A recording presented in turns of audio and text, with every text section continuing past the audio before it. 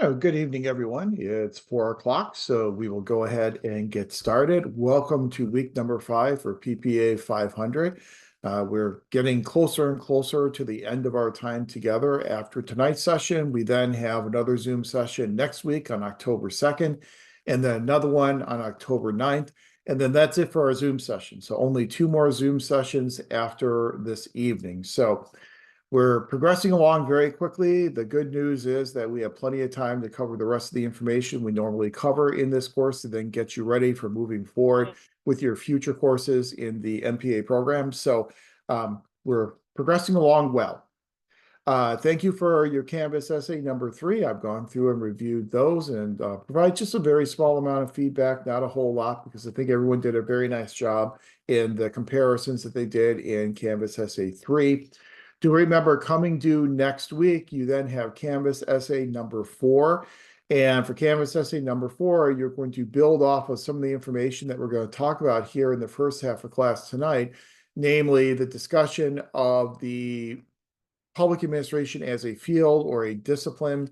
And in your Canvas essay, you'll then be taking a position as to whether you believe that public administration is a standalone academic discipline, or if you feel it is more just a subfield within a larger academic discipline.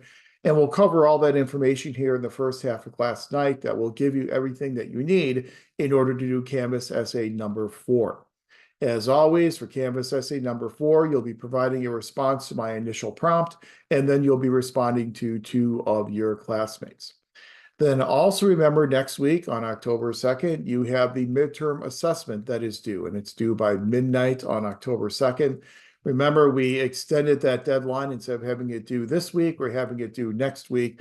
That will afford us the opportunity in tonight's class to then cover all the information that we need to cover to allow you to then do a good job on that midterm assessment.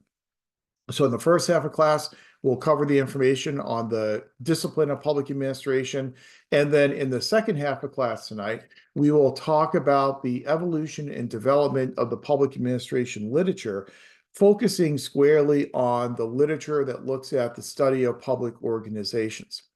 And that information will then allow you to answer that scenario on the midterm assessment that looks at identifying 2 classical and 2 neoclassical schools of thought.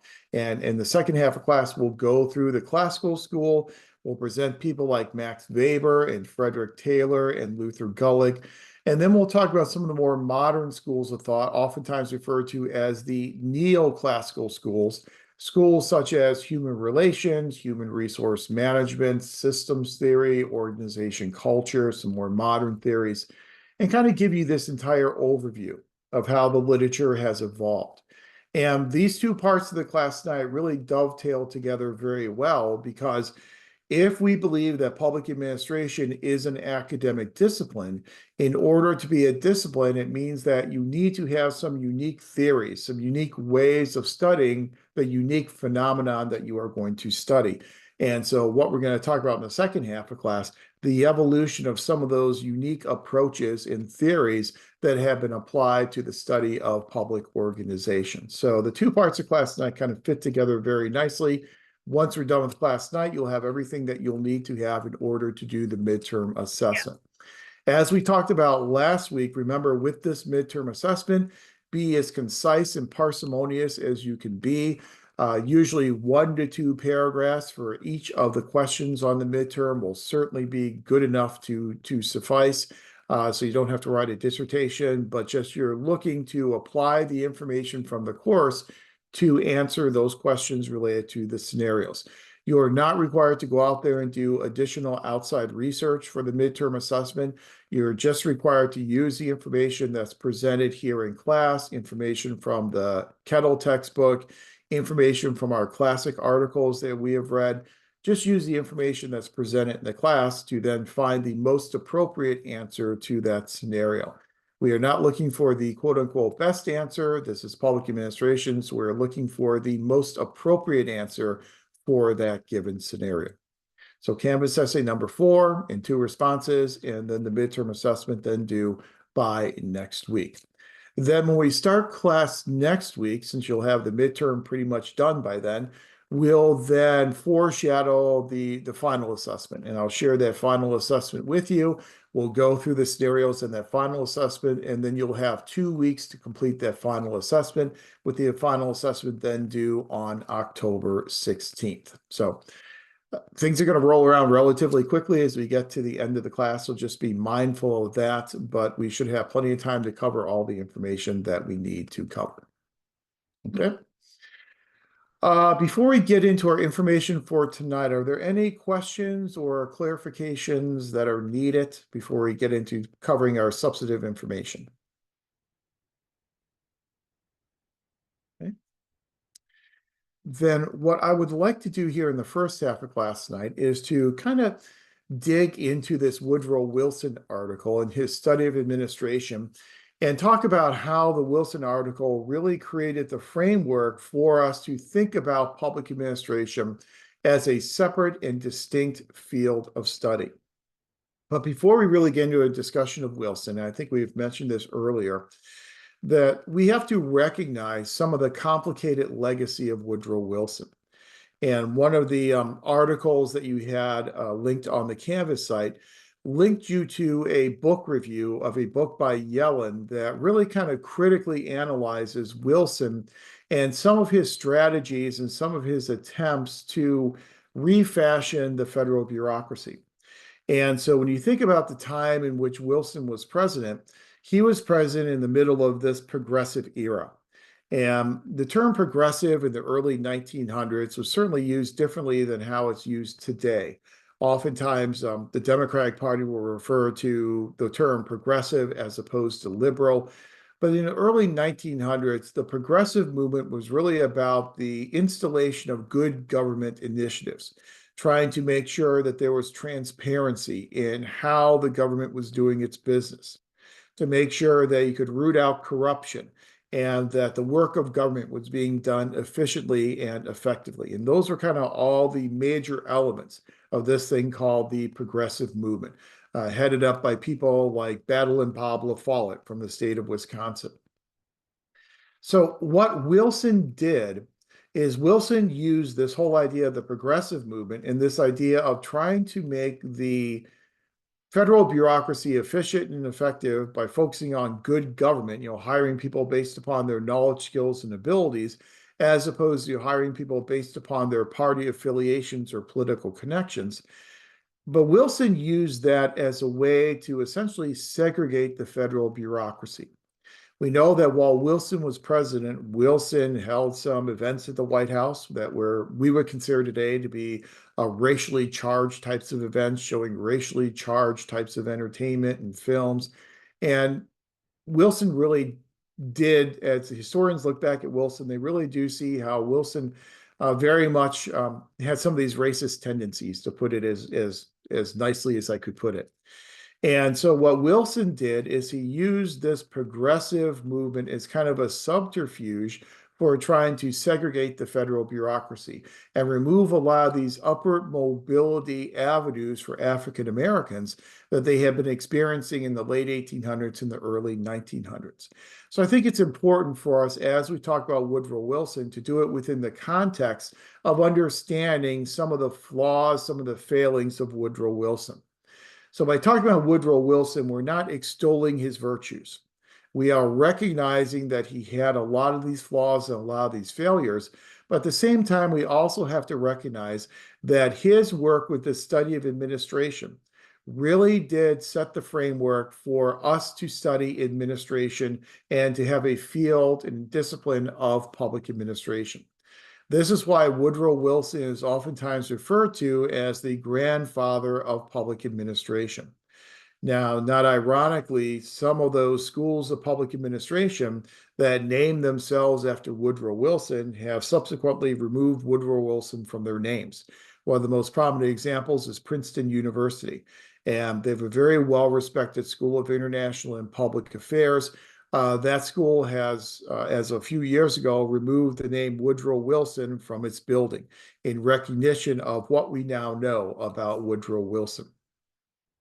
But Wilson, in the study of administration that he published way back in 1887, establishes this idea that we need to study administration separately, that if we could take administration and remove it from the political world, what we could do is then study what he called the business of government. And by studying the business of government divorced from politics, we could then make bureaucracy, we could make the administrative work of government as efficient and effective as we possibly can. And so that really led Wilson to this idea of this politics administration dichotomy.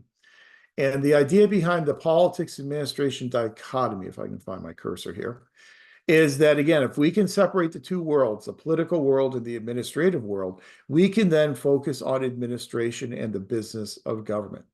Now, we have talked about this politics administration dichotomy in previous class sessions.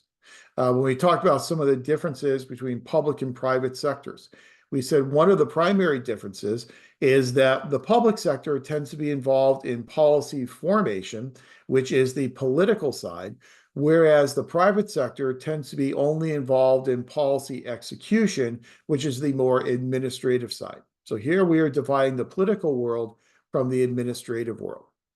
And the argument that Wilson was making all the way back in 1887 is that the work of government had become so complex and so complicated that we needed a separate and distinct field of study on administration. And once we segregated administration from politics, what we could then do is we could borrow administrative innovations from other countries and apply them to America. So one example of that is this whole idea of career civil service, this whole idea of hiring people based upon their knowledge, skills, and abilities. When you think about when Wilson wrote his article in 1887, it was 4 years after the passage of the Pendleton Act. And we'll talk in a future class session about the Pendleton Act. But the Pendleton Act basically created this system of career civil service.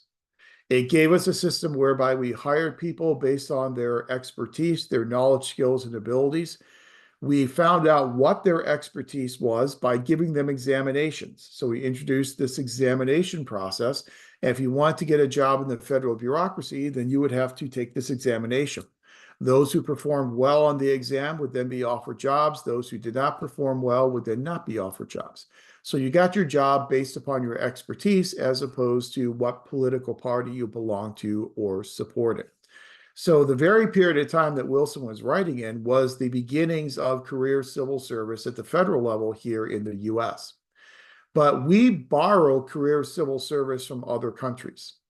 England, for example, for many years had its own system of career civil service. So we didn't invent the concept of civil service with the Pendleton Act. We borrowed it from England. However, the civil service system that we borrowed from England was a little bit different than the one we have in America. The civil service system in England used examinations.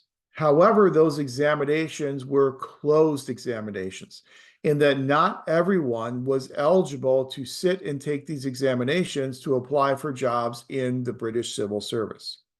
Those examinations were only open to certain people from certain educational and societal backgrounds. It was a much more class-based type of system. So when we took these examinations and we applied them to our system of civil service, we transformed the closed exams into open examinations. So when we use examinations, those examinations are open. So anyone can sit and take those examinations. Anyone can apply for these positions, irrespective of what social background they are from, what educational background they are from. These are open examinations. Another example of how we took the British civil service system and we modified it is we made it possible here in America to have lateral entry from the private sector into the public sector. In England, if you wanted to move from the private sector into the public sector, you would have to go all the way to the bottom of the British career civil service system and then work your way up from the bottom. Here in America, because we had a more open class system, we would allow people to enter laterally from the private sector. So if you were in a top level management position in a corporation, you wanted to go to work for the federal government, you could enter laterally into a top level management position in a public agency. You wouldn't have to start at the bottom and work your way up. That's something that Wilson referred to in his article as politics being the touchstone of administration. That when we separate administration from politics, it allows us to borrow all these other civil service innovations and apply them to our system. But when we do apply them to our system, we have to remain mindful of our political culture. We had a more open political culture, a much less class-based political culture in the US as compared to Britain. So we made these types of changes and modifications to make the career civil service system fit our unique American political culture. So when people talk about the Wilson article, they number one will say, well, it was the beginnings of the study of public administration, which is true. But they'll also say that it was the establishment of this politics administration dichotomy, this clear line of demarcation and differentiation between the political world and the administrative world. My only contention with that is that we have to remember that Wilson also said we have to keep mindful of politics, because politics will impact the way in which we apply these administrative innovations. So from the passage of the Pendleton Act and the writing of the Wilson article, as we have talked about when we talked about accountability and ethics, we kind of had this legal boundaries attitude toward ethics, whereby administrators stay on the administrative side, elected officials and politicians stay on the political side. As we talked about when we talked about accountability and ethics, it gave us a clear line distinction that if we had administrators who were playing politics, then that would be considered unethical. If we had politicians who were interfering with administration, we would consider that to be unethical as well, because we had this politics administration dichotomy. But as we also talked about when we talked about ethics, we know as early as the 1930s, we had authors such as John Gauss, who told us that this politics administration dichotomy was simply not tenable. And it was not tenable because he realized, even at that early point in time, that the political and the administrative worlds really overlapped with each other. That indeed we had administrators who were doing work in policy formulation. We had administrators who were advising elected officials on the design of policies, providing their expertise in how those policies should be formulated. So we certainly did have administrators playing in the political world. And so because of this blurring of the lines, we came to realize very quickly that there truly is not an actual distinction and a clear line dichotomy between politics and administration. But even though you have a bleeding over and a blending of those two worlds, and even though you have administrators who are engaging in policy formulation, their motivations are different for doing so than elected officials. One of my favorite works in political science is a book by David Mayhew from the 1970s. It's called Congress, the Electoral Connection. And in Congress, the Electoral Connection, Mayhew makes the argument that the primary motivation of any member of Congress is simply to get reelected. They're an elected official. They want to stay an elected official, so therefore they have to get reelected. In order to get reelected, Mayhew tells us that elected officials will engage in three different activities. They will engage in position taking, where they will take positions on very non-controversial issues. They will engage in advertising, where they will try and get their name out there so voters know who they are, so that they will be able to garner more votes in an upcoming election. If you've done any work in elections, you know that your election prospects are much better if you have name recognition and name recall among voters. Name recognition means that if you can give a list of names and you can ask that voter, which of these people on this list is your member of the House of Representatives? And if people can say, yes, I can recognize this name as my member, that's name recognition. And that's a very powerful tool for getting elected.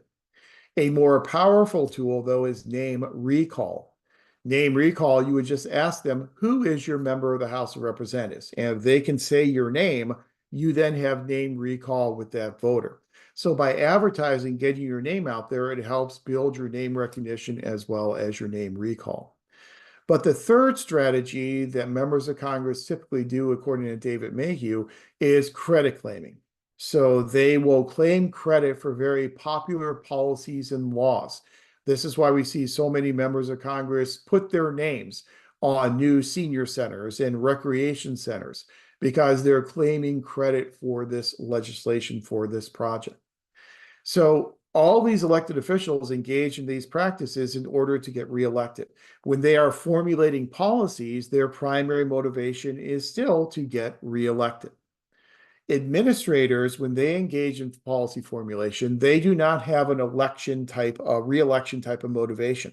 They're not elected by the voters. They get their jobs based upon knowledge, skills, and abilities. So instead, we would hope that they are motivated by the desire to create good policy as opposed to the desire to enhance their reelection prospects. So even though elected officials and administrators are both involved in policy formulation, they're involved in policy formulation for different types of reasons. So this politics administration dichotomy that Wilson is best remembered for is really not terribly true today, as we have this blending over of the political and the administrative worlds. When we study public administration, though, this whole idea that we need to study public administration that came to us from Wilson, there are three generalizations that we can make about the study of public administration. This comes directly from Don Kettle, and he makes this argument in his text. The first generalization that Don says we can make about public administration is that public administration is timeless, but it is also time-bound. Now, what does that mean? It means that there are some principles and maxims in public administration that are very much timeless, that they are as true today as they were 50 years ago. So ideas such as if you pay attention to your employees, if you value your employees, if you ask your employees their opinions, if you allow your employees to participate in decision-making, they are going to be more likely to trust and accept the results of those decisions as compared to if they were not allowed to participate in the decision-making process. That's kind of a timeless maxim that's run through most of the history of public administration. So it's timeless. However, it is also time-bound in that a lot of these theories that we have developed in the field of public administration are artifacts of their time. So when you think about the classical school that we're going to talk about in a few minutes here, the classical school was really an artifact of its time, the late 1800s and the early 1900s. The late 1800s and the early 1900s, we really didn't have much of a focus on psychology yet. Psychology hadn't really burgeoned into the field that it is today. So we really weren't all that concerned about how our employees thought or how our employees felt. Those classical theories were very much an artifact of their time. Human relations and human resource management theory that really does focus on the psychological principles of our individual employees. Again, that was a product of the time period where psychology was really growing and getting a lot of prominence as an academic field. So public administration theories can be timeless, but they are also kind of artifacts of their time. They're also time-bound. The second generalization that Kettle tells us about the study of public administration is that public administration is universal, but it is also culture-bound, and it varies according to the situation. So it is universal in that every aspect of our daily lives will be touched by government and public administration, from the regulations in terms of the cars we drive, the roads that we drive on, the safety types of features on our automobiles, the safety features in terms of how our clothes are made, the quality of our food, the quality of our air that we breathe, and the water that we drink. All those basic elements of our daily lives will be touched by public administration. So it is universal, but it is also culture bound, and it varies according to the situation. We will see as we go through a discussion of the evolution of the public administration literature that more modern public administration theories really are kind of in line with my favorite answer of it depends. It depends upon the situation. Every organization is different. Every organization has different functions. They have different types of employees. They have different cultures. And so we really have to narrow our focus down to those individual organizations rather than saying there is a one-size-fits-all approach that can fit across the entire government.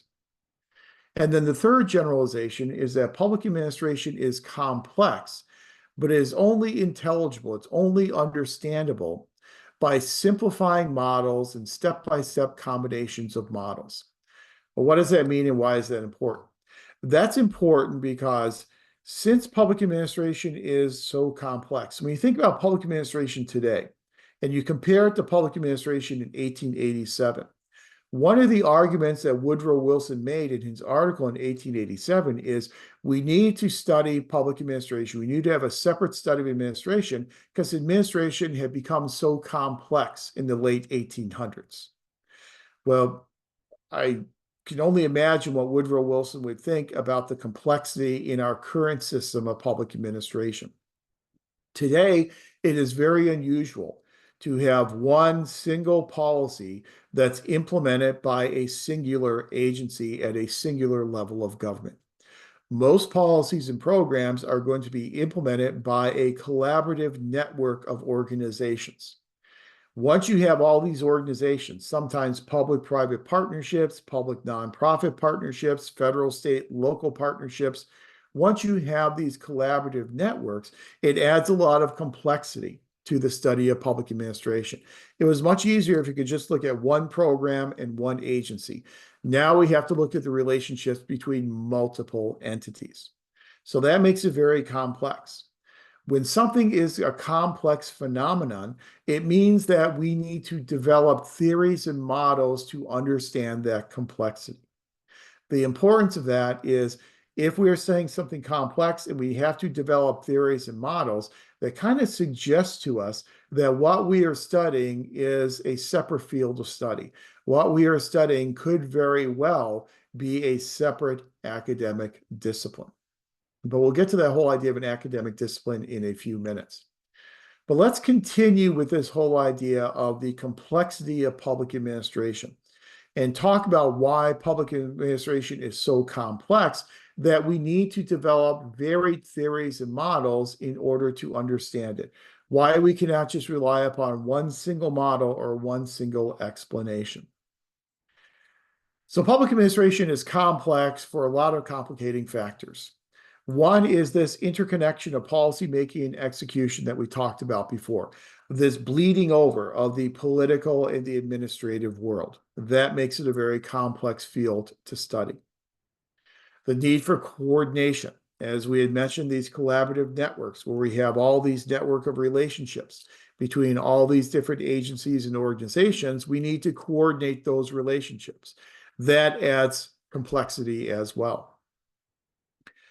All these relationships between these different entities, between individuals and their entities, between individuals within entities, we have a myriad of relationships that we have to study.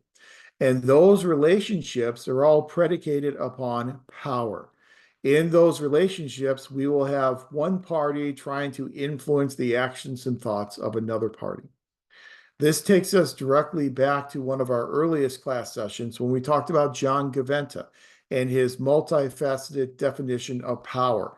That power consists of those three different faces or types: overt power, mobilization of bias or agenda setting, and co-optation. And Gaventa tells us it's really mobilization of bias and co-optation that are the most dangerous types of power, because those in the relationship who are having power exerted over them don't realize that the power is actually being exerted. So when we study these relationships, we have to take a very nuanced view of what type of power is being used in those relationships.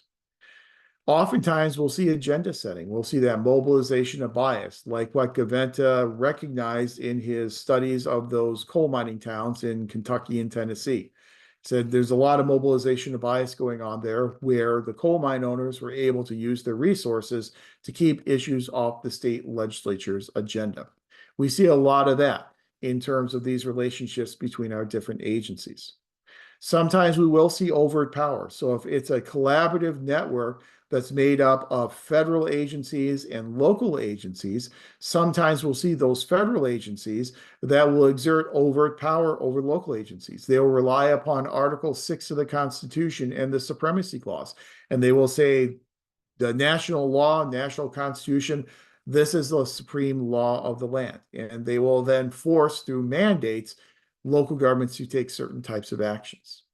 Sometimes we see some co-optation going on, where we'll have one party in the relationship convince the other party that doing what is in the best interest of the other party is actually in their best interest, kind of like what we saw going on in those coal mining towns in the Gaventa example. So all those relationships and all those different types of power can really add a lot more complexity to the study of public administration. We also know that the complexity of studying public administration is also associated with the seas of time. That as time changes, our approaches to public administration will change as well. Environments can change very, very quickly. You can have an intervening election, and you can have a new administration moving into the White House, or a new administration taking over the majority in the House and the Senate or a state legislature. That can change that orientation very, very quickly, and could be a 180-degree shift from what the previous administration was doing. We saw that with the shift into the Trump administration, where a lot of what the Trump administration did was to undo a lot of the things done in the Obama administration. Now, in the Biden administration, we see the Biden administration undoing a lot of the things that were done in the Trump administration. And so that's kind of what we call our punctuated equilibrium approach to policy making. We kind of swing in this pendulum back and forth between one ideological extreme and the other. And so the period of time in which you are doing this administration will differ in terms of how you do the administration. And so our approaches will differ depending upon the flow of the seas of time. Different organizations look differently as well. We have some organizations that are very top-down in terms of their hierarchy, where they'll have a very stringent organization chart. You'll have that tall pyramidal hierarchy where you'll have one person at the head of the organization. As you move down the organizational chart, you'll then encounter more and more positions, whereby a plurality of your positions will be at the bottom of the organization chart. The control is from the top down. And so we'll have upper level leadership and managers who will be controlling the actions of people who are lower in the organization. So sometimes you have very centralized top-down organizations. Sometimes you have organizations that are more bottom up and more decentralized. So an example could be a commission. At the federal level, we have a lot of these regulatory commissions. Regulatory commissions typically are made up of commissioners. And so you'll have those commissions headed up by 3 or 5 or 7 commissioners. Those commissioners will then all have equal power. And so instead of having one singular head, you'll have 3, 5, or 7 commissioners who will be leading up that commission. So a lot of that decision-making is not as top-down as it would be in a more hierarchical type of organization. Complexity is also enhanced with information. We live in a sea of information now. And with the rise of social media, we have all this unvetted information that is available to us. And it's imperative that we find a way as administrators to determine what is considered credible information as opposed to what is considered to be non-credible. I saw an interview a couple of days ago with Steve Ballmer, who is the president of the LA Clippers and used to be the president of OpenAI and Microsoft. And he was talking about where he gets his information. And surprisingly enough, he said he gets most of his information from social media. He gets most of his information from X. But when you drill down a little bit more in that interview, he talks specifically about the sources on X where he got his information. He gets his information from major news outlets like the Wall Street Journal, what they post on X, the posts of New York Times and these other more credible types of news sources. That's where he's actually getting his information. He says that what X can do is it's a good screening tool for him because New York Times and Wall Street Journal, they will it's not tweeting anymore, but whatever it's called anymore, they will put those stories on X. They will put their most important stories on there. So he can kind of sift his way through the less important stories and focus on the more important stories. He also says he gets information from elected officials and their accounts on X, from government organizations and government research and their postings on X. So it was kind of surprising me to hear that this multi-billionaire who is actually getting a lot of his information from social media. But I think he's doing it kind of in an intelligent, very focused way. We know that a great deal of that information on social media is completely unvetted. And so we have to make sure that the information we're using is credible. We're kind of swimming in this sea of ubiquitous information. So the question is always, how do we know what information is credible, what information is not credible? We're fortunate here in the academic world in that we will get most of the information that we base our decisions on from peer-reviewed journal articles. And we're aware from our discussion with Kelly Janasek, I guess that was just last week. It seems like a month ago, but it was just last week, when Kelly told us about the importance of peer-reviewed journals. Then a peer-reviewed journal, you're going to have a manuscript that is submitted to an editor. That manuscript then gets referred to a panel of 3 to 5 reviewers who are experts in the field. Those reviewers will then review the article. They'll review the methodology used to make sure the methodology is sound. They will review the findings to make sure that the findings do flow directly from the methods, that there's no bias, that there's no type of axe to grind on the part of these authors. And those reviewers, once they review the manuscript, will then submit their comments back to the editor, who will share those comments with the author. Usually those comments from the reviewers will be what's called an R&R, or a revise and resubmit. So they'll say, here are my comments that I would like to see you make these revisions and then resubmit once these revisions have been made. The revise and resubmit process for a peer-reviewed journal is an iterative process, in that an author may go through 3, 4, 5, 6 iterations of these revisions before their article is ever accepted for publication. That vets that article, so that it's not just one author saying this is how it's done. You also have at least 3 to 5 experts who are reviewing it to make sure that those methodologies are actually sound. So we've got a lot of these peer-reviewed journals that we can rely upon in the academic world. The natural question that a lot of people ask is, how do we know which peer-reviewed journals to rely upon? Because there is a variation in the quality of peer-reviewed academic journals. There are a lot of metrics that are published to allow you to kind of compare these journals in terms of their quality. One of the most common and popular ones is what's known as an impact factor. So just about every academic journal will have an impact factor.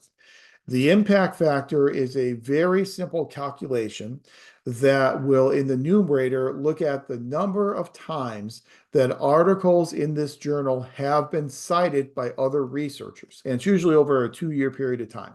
So they'll look at all the articles published in this journal over 2 years.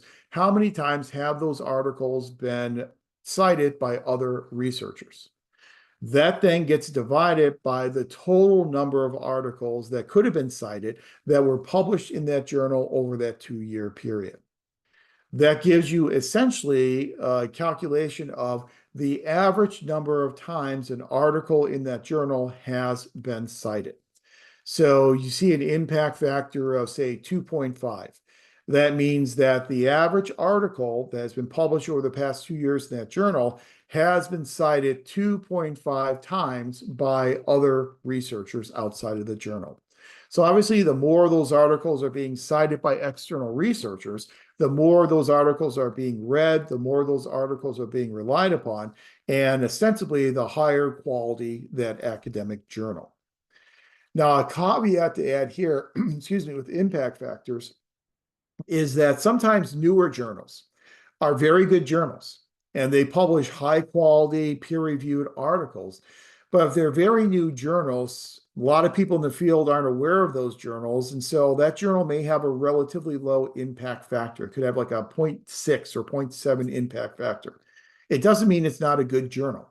It just means that it's still working to kind of gain its visibility in the field. So in our field of public administration, the granddaddy of all in terms of peer-reviewed journals is public administration review.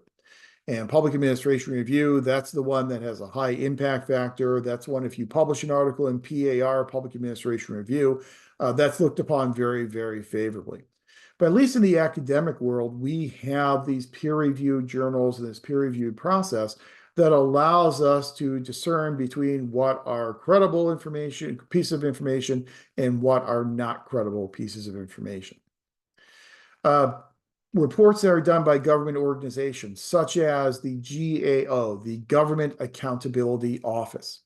The Government Accountability Office on an annual basis will produce literally hundreds of reports looking at the effectiveness of different public programs and different agencies. The Government Accountability Office is typically a very trustworthy source.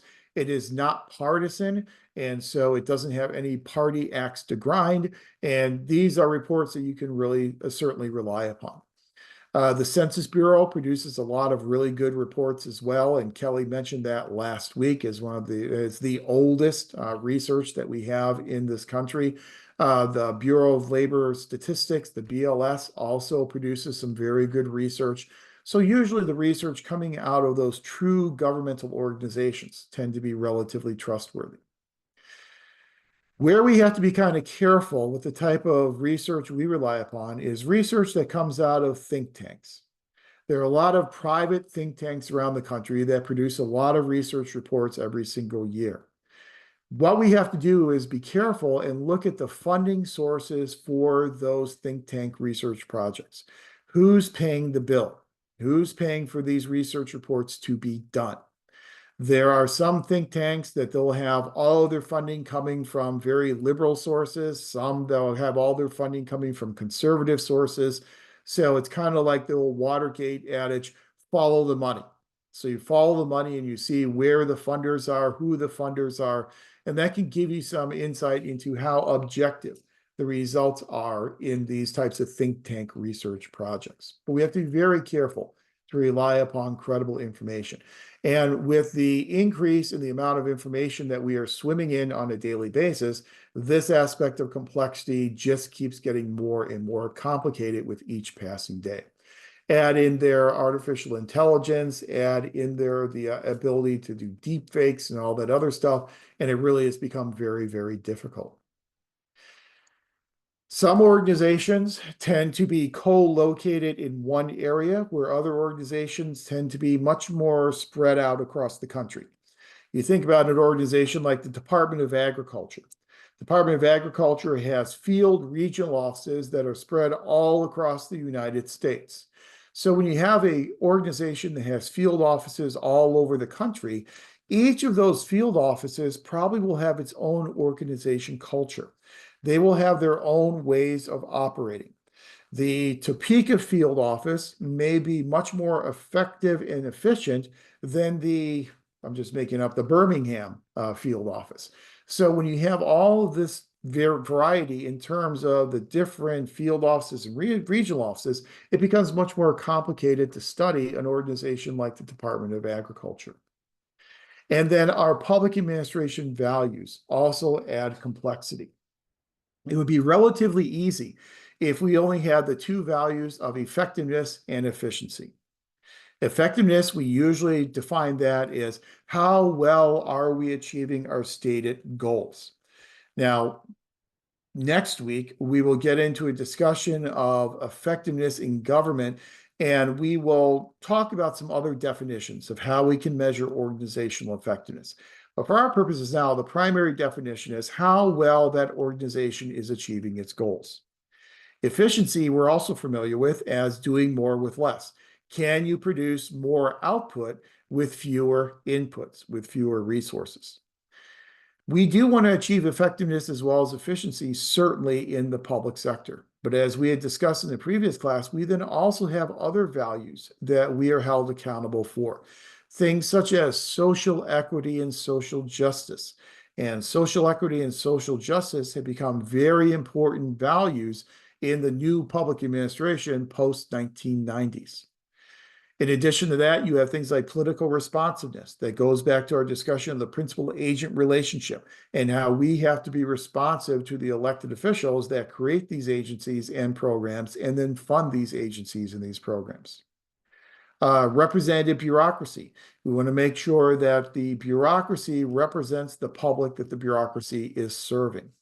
Another value that we're interested in is the protection of individual rights. And we talked about that at length when we talked about accountability and ethics and why it's so important that we understand the constitutional rights of individuals and then endeavor not to violate those constitutional rights. So we'll still be operating within our protections of qualified good faith immunity. So we have all these additional values in the public sector that you don't necessarily focus on as much in the private sector.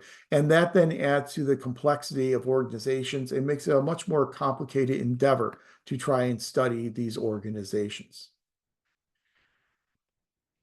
Lost my cursor again. And then going along with the same discussion of complexity, what that also means is that if we have such complex phenomena that we are studying in public administration, it means that that public administration reality is too complex to be explained by abstract theories. So we can't use abstract theories and just apply an abstract theory. Our theories must be more concrete in public administration. If you're thinking about something like theoretical physics, they have some very abstract theories, and rightly so, because they are theoretical physics. Here in public administration, we are much more empirically based. And so we need to make sure that our theories are much more specific, that they're much more concrete in nature. And we also need to make sure that we are developing multiple models and theories, because again, every organization is going to be a little bit different. No one single theory or model will apply across the entire public sector. So essentially what we are seeing here is that the phenomena that we study in public administration is complex and somewhat unique. That then leads us into this big question that you'll be answering in your next Canvas essay, which is public administration an academic discipline? And I'm not going to provide that answer to you tonight. We're going to talk through it a little bit, and that's something that I want you to come to your own conclusion about in your Canvas essay. So when we think about public administration as a field of study or an academic discipline, I think I've told you before that the program I went through was a political science program, and public administration was just one of my 4 comprehensive exam areas, along with presidency, Congress, and state and urban government. So it was one of 4 subfields. So my PhD program really looked at public administration as truly a subfield within the bigger discipline of political science. Another way we can look at the question, answer the question, is to look at where MPA programs are located across the country. We currently have about 170 or so NASPA accredited MPA programs. And last year, as part of some research I was doing for an article, I looked at all NASPA accredited MPA programs to see where they were located. Were they a standalone MPA program like our MPA program is here at Cal State Long Beach?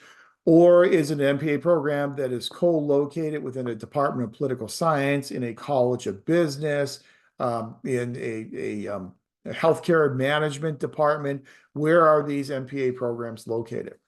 And what I found is that a large plurality, not a majority, but a large plurality of MPA programs were co-located with departments of political science.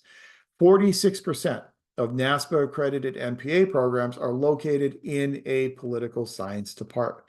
So that really does suggest to us there is a very strong connection between public administration and political science. When you look at our faculty members in our Graduate Center for Public Policy Administration, of our faculty members, I guess what we're at 6 faculty members now, after a couple of retirements, of our 6 faculty members, 3 of our 6 faculty members have their PhDs in political science. And so half of our faculty are political scientists. And so there is that very strong connection.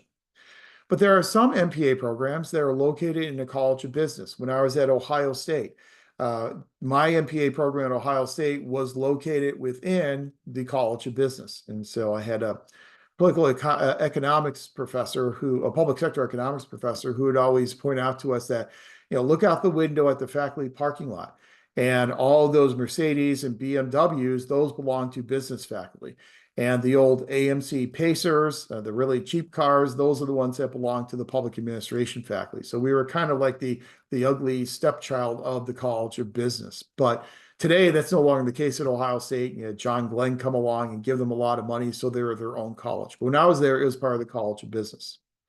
I may have mentioned in a previous class that Willamette University has actually combined their MPA and MBA programs together into a singular program. We see some public administration programs that are located in healthcare management. Some are located in health sciences. Some are co-located with criminal justice. Some co-located with recreation studies. So there are a lot of different manifestations across the country. But if you're looking at the most common manifestation, it's that they are located within political science departments. So that would suggest to us that maybe public administration is really a subfield in political science, or at least it's viewed that way by at least a plurality of public administration programs across the country. But to truly determine if public administration is its own academic discipline, we must first get to the heart of the question of what is an academic discipline? When you look across the university, you know that we're broken up into colleges, and then every college is then broken up into departments. And you'll have a department of history and biology, and a department of sociology and psychology, criminal justice. When we think about those as being singular academic disciplines, the characteristics of an academic discipline, number one, an academic discipline studies unique phenomena. So the phenomena that they are studying is unique enough and different enough from other academic disciplines to justify it being a separate discipline. Now, we spent a lot of time last week talking about the differences between public and private sectors. And I think what we did last week is hopefully provided enough justification to convince you why the study of public administration is different than the study of business administration. So what we study is unique enough that would warrant us being separate from the College of Business. So we study unique phenomena. Secondly, we study that unique phenomena using unique methods. So the theories and the models, the statistics, the methodological approaches we use are unique enough to set them apart from the models and the theories and the approaches that are used by other academic disciplines. So as you think about Canvas essay number 4, and then replicating that again on the midterm assessment, what you are going to think about is, does public administration demonstrate those unique elements? Is what we study unique enough to make us a separate academic discipline? And how we study it, is that unique enough to also make us a separate academic discipline? There is no right or wrong answer to this question of, is public administration an academic discipline? Some colleges will say, yes, it is. Some colleges will say, no, it's not. I do a lot of site visits for NASPA. And a lot of the programs that I visit in the Cal State system, their public administration programs are in a Department of Political Science. And so they're one program offered within that Department of Political Science. Here at Cal State Long Beach, we are not only separate from political science, we are in a completely different college as political science. We may share a building with political science, but political science is in the College of Liberal Arts. We are in the College of Health and Human Services. And I'm not going to get into the reason why we're the College of Health and Human Services. It kind of predates me way back in the 1970s, but we are in completely different colleges. And so that's the approach that we take, which is a completely different approach taken by other Cal States. Our program is NASPA accredited. Those programs at those other Cal States and departments of political science are also NASPA accredited, so there is no right answer. But what I hope you do is think about this. How unique is public administration, and do you think it is a separate academic discipline, or is it a subfield within another academic discipline? My favorite question is, so what? Okay, well, we're going through this thought exercise. Well, so what? What difference does it make to us here in PPA 500? It makes a difference to us because as you embark upon an MPA program and you embark upon the next 2 years or however long the program is going to take you of studying public administration and studying public organizations, it's important for you here at the beginning of your program to think about what really is public administration.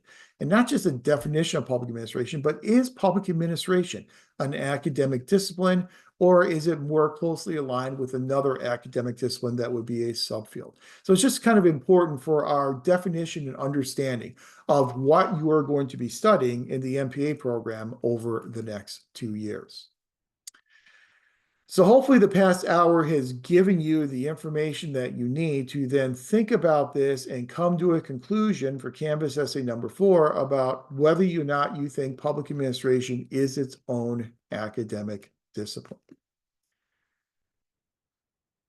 But if it is its own academic discipline, then we would assume that the discipline of public administration would then develop unique ways, unique theories of studying the phenomena that they study, which are basically public organizations and public policies and programs. So the next question we have to deal with is, how has public administration changed over the years in terms of the perspectives on public organizations? So what is the evolution of the public administration literature looking specifically at these public organizations? So this information that we're going to cover through the duration of class tonight will then provide you the information that you need for that organization theory scenario on the midterm assessment. And as I told you before, throughout this discussion, we're going to look at the evolution of these theories, beginning with the classical school in the late 1800s and going through the neoclassical schools and more modern approaches to take us up to the contemporary period of time. Now, the caveat I have to add here is that we are an introductory PA course, which means that we cannot delve into a lot of detail with a lot of these theories and these schools of thoughts. The idea here is that we provide you an overview to kind of understand where the field started in the late 1800s and how the field has developed and why the field has developed in the way in which it has. Just kind of hitting some of the highlights of each of these schools of thought and then the theories and the theorists within each one of these schools. This is information that you will delve into much deeper in your PPA 660 Organization Behavior and Theory course. So in Organization Theory and Behavior, you will get into not just the authors we're talking about tonight in great detail, but you will also talk about other authors as well. So all we have time to do in this course is basically just present to you maybe 2 or 3 authors in each of the schools of thought, and then you'll get into a lot more detail when you get into 660. So beginning with our discussion of these theoretical perspectives and then running through the next 2 weeks of the course, we are kind of shifting gears here, where we're shifting gears to kind of look at the functions of public administration and how we study what public administrators and public organizations do.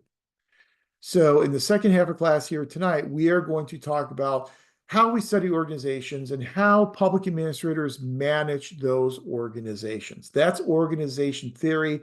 That's foreshadowing of your PPA 660 course. From there, we're going to then move into next week a discussion of how public administrators formulate and implement public policies, which will be a function that you will discuss at length in 670 policy analysis. Then we'll also talk about how public administrators manage and evaluate public programs, the difference between public policies and programs. That will then be a foreshadowing of PPA 696, which is called Research Methods, but it's really a program evaluation course. Then we'll get into a discussion of how public administrators manage human resources, which will be a foreshadowing of PPA 577, Human Resource Management.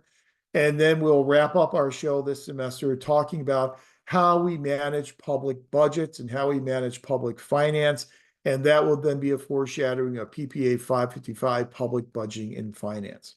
So each of our topics throughout the remainder of our time together will kind of highlight what you will be looking at in each one of your remaining, or each one of your 5 main core courses, not including 697, obviously.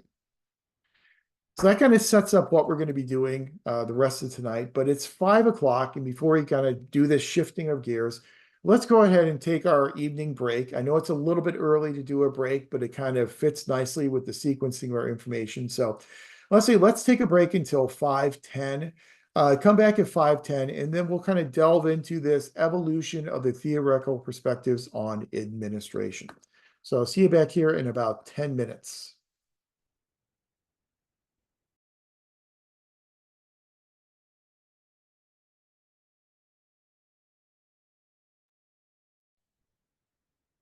Okay, it's 5:10, so welcome back. Like I said before the break, what we'll do in the last half of class here is to go through the evolution of the literature in public administration, because we had talked about public administration as a discipline. If it's a discipline or even a field of study, it means it needs to develop theories and models to explain the complex phenomena of public administration. So what types of theories and models have we used, and how have those theories evolved and changed over the years? So we always start this discussion with what we call the classical school of organization theory.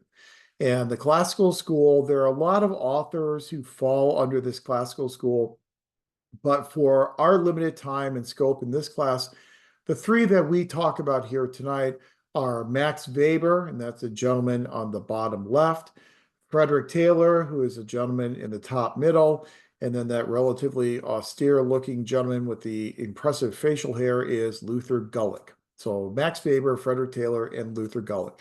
And those will be the 3 primary classical authors that we will talk about. Now, when we talk about the classical school, we start with Max Weber, and we're talking about the late 1800s. Then with Frederick Taylor, we're talking about the early 1900s and through into the 1920s. With Luther Gulick, we are talking about the 1930s and the 1940s. And that's kind of what we consider to be our classical period of organization theory.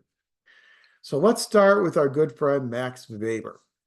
Now, one of the interesting things that I'll point out is where these authors come from. And Max Weber was from Germany, and Max Weber was certainly not considered to be a public administration theorist. Max Weber, a lot of his work revolved around the field of sociology. He looked at organizations kind of writ large rather than really focusing on public organizations. So he's kind of an example of some theories that were developed and then applied later on to the public sector. Max Weber, if you've taken undergraduate public administration courses before, I'm sure you're familiar with Max Weber, but Max Weber really focused on the structure of the organization.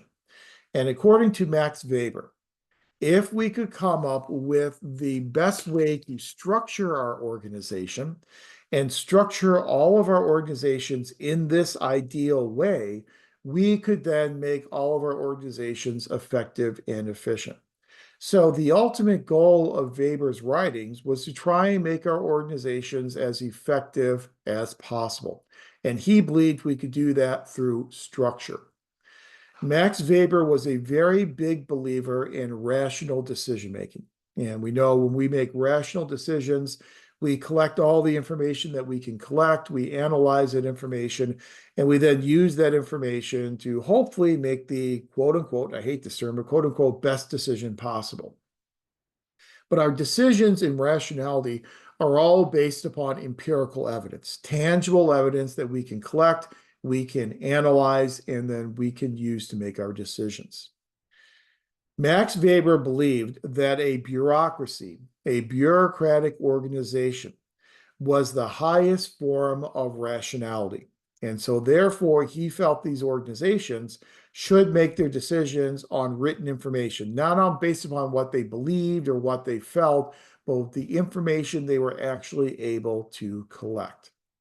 So Weber felt to make the bureaucracy rational and to create the ideal bureaucracy, we needed to structure our organizations with the following characteristics. The first characteristic is a tall hierarchy. And that tall hierarchy is that triangular, that pyramidal organization structure, a singular head at the top. Then as you move down the organization structure, you encounter more and more positions. That tall hierarchy is predicated upon top-down control. So the control orders come down from the leader of the organization and then flow down through the organization structure. If you work in a paramilitary organization, a police force, or a fire department, those paramilitary organizations are almost always structured in this tall hierarchy. It's a very common way to structure those organizations. Most large federal agencies and state agencies also exhibit this type of a tall hierarchy, very much top-down type of control. In this tall hierarchy, we have a lot of different employees and we have a lot of work to do. So to make the work more efficient, what we will do is we'll divide up the labor. So every member of the organization has their own set of tasks that they will do on a daily basis. If you're currently working in an organization, the public sector, you probably have a position description. That position description will list for you the types of tasks that you do on a daily basis and probably the percentage of time each day that you spend on every one of those tasks. So an ideal bureaucracy divides up the labor among the employees. Once you divide up that labor, then your employees specialize in certain tasks on a daily basis. So we'll have some employees who might be budget analysts, and so they will specialize in analyzing budgets. Some might be payroll technicians, so they will specialize in managing payrolls and so on and so on. When you specialize in certain tasks on a daily basis, that then makes you an expert because you're doing the same jobs over and over every single day. You will then know how to do those jobs better than anybody else in the organization. So this means that our organizations are staffed with experts. Also in these organizations, because of this very tall hierarchy, we also have what's called a chain of command, a unity of command. In that as you look at the organization chart, it tells you very clearly to whom everyone is accountable. So for this person in the organization, this manager, then the people below them are accountable to them, and so on and so on. There's a clear chain of accountability and responsibility that is flowing through the organization. Unity of command, a chain of command. We also have this thing called a span of control. The span of control means that managers are only directly responsible for a limited number of employees. So a singular manager may be responsible for a unit or a division, but they won't be directly responsible for every single person below them in the organization chart. So it's a limited span of their control. These expert employees who are working in these organizations are professionals and they are career employees. They view their employment in this organization as being permanent. They are there for an entire career. And we rely upon and make our decisions based upon written documentation. So we write everything down. We write down our rules, we write down our regulations, we write down our policies and our procedures. That's important, number one, for rationality, because then we have something to rely upon in making our decisions. Number two, by relying upon written documentation, we can then also treat people equally. So everyone has the same rules and the same policies applied to them. So there's not necessarily arbitrary or capricious treatment of people who come into contact with the organization. So those are the characteristics that Max Weber saw in his ideal bureaucracy. And Weber, as a classical theorist, really believed that if we could structure all of our organizations according to this ideal bureaucratic structure, we could make all of our organizations effective and efficient. So he was a very big believer in this one-size-fits-all approach, what we oftentimes call the magic or the silver bullet that could be applied to all organizations to make them effective. So that is Max Weber, again, writing in the late 1800s. Then our second classical theorist is Frederick Taylor. Frederick Taylor wrote in the early 1900s, and most of his theories were written geared toward the private sector. So Taylor really wasn't interested in the public sector. He was interested in private organizations. and trying to make the work of those private organizations as efficient as possible. Now, we talk about him here in a public administration course because in the 1920s, a lot of public organizations adopted his theory of scientific management and applied his theories into public organizations. So he's become a very influential classical theorist for the study of public organizations. Whereas Weber believed in looking at the structure of the organization, and that's what would make an organization effective, Taylor believed in looking at the process of work. So the work that was being done and how that work was being done within the organization. And Taylor's primary goal was to come up with the one best way to do a job. And then if he could teach employees to do that job in the one best way, monitor their performance to make sure that they were doing the job in the one best way, then that would make organizations as efficient as they could possibly be. Taylor, much like Weber, didn't care much for individual employees. Taylor, in some of his writings, referred to employees as being what he called boorish beasts. So they're beasts kind of like boars, that they have boorish behavior, that they are not terribly intelligent. They're not really to be trusted. They basically have to be told what to do and then monitored to make sure that they do it. He also talked about employees as being what he called the cogs in the machinery. So I said, you think about a machine, and if you visualize a machine, you've got all these different cogs. Each of those cogs will have teeth on them. And so the machine turns whenever the teeth on one cog hit the teeth on another cog, which then turns that cog, which then hits the teeth on another cog, which turns that cog, and that's what makes the machinery go around. If, for instance, the tooth on a cog breaks off, that cog is now deficient. So you just simply remove that cog, you throw it away, and you replace it with a brand new cog. That's the same type of thing you do with employees. If you have an employee who's not being efficient, you get rid of that employee and you replace them with a new employee.